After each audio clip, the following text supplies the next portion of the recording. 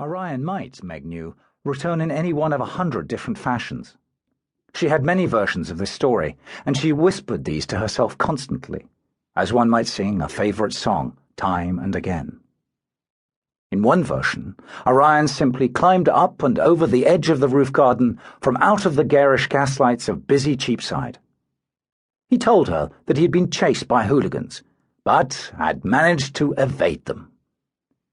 What Meg liked most about this dream was that she could pretend Orion had only been gone a few hours. Meg also quite liked the version of return in which she saw him striding casually down the dark of Tonson Lane, humming a silly tune. Orion was always humming some silly tunes he invented himself, and which Meg still heard 6 months later. In this version, he simply walked in the print shop's front door, while Meg watched silently from the edge of the roof garden, waiting for the loud huzzah that would erupt from their family gathered by the hearth. She liked standing outside this moment and watching it unfold, like reading a scene from a novel. Some of her imaginings were more incredible than others. In one, Orion came climbing out of the ancient plane tree that bordered the eastern edge of the roof garden. This was an enormous tree, whose crown shielded the roof garden, and one of the only trees in this part of the city. Orion would swing out of it on a handy vine, pretending to be a savage ape-man.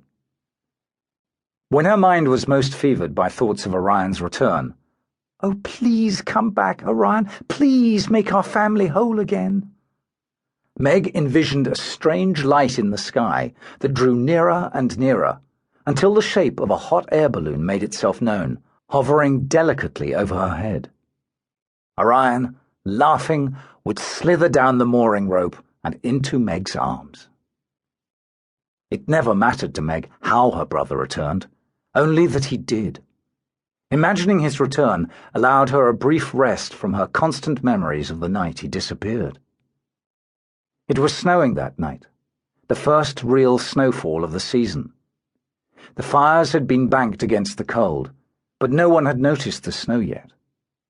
Dinner was over and cleaned up, bedtime near, and everyone was reading under gaslight and candle glow. Aunt Julia sat near the stove with a large book about tropical orchids, tracing their delicate forms into her sketchpad. Meg's father lay on the sofa, a newspaper peeked over his head. He was probably asleep. Tobias, her younger brother, lay on the hearthrug with the one book he favoured most, Mallory's Tales of King Arthur, and next to him, Mulberry, the dog, head on crossed paws.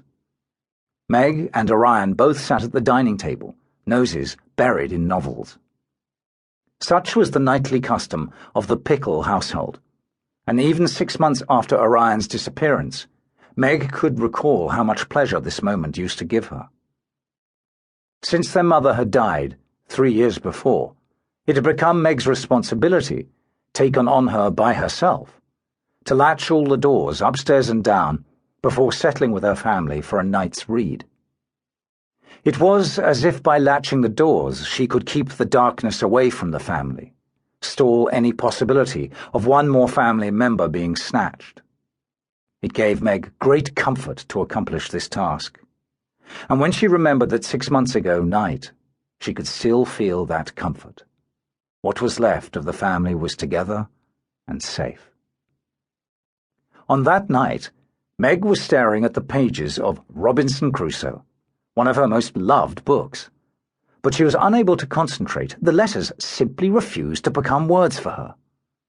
Although he was doing nothing but reading, Orion was causing her great consternation, for he was reading the 3rd volume of Great Expectations, the newest novel by Mr. Charles Dickens, their favourite author. That Mr. Dickens was also a long-time friend of the family, something of a goduncle to the Pickel children, did nothing to soften Meg's desire for his newest novel. You see, Mr. Charles Dickens was often a guest in the family print shop, for he had been purchasing his special writing paper from Campion Pickel & Co., printers, since the time Meg's grandfather had run the shop. His visits to the shop, then and now, were never brief and never quiet. Meg loved to listen to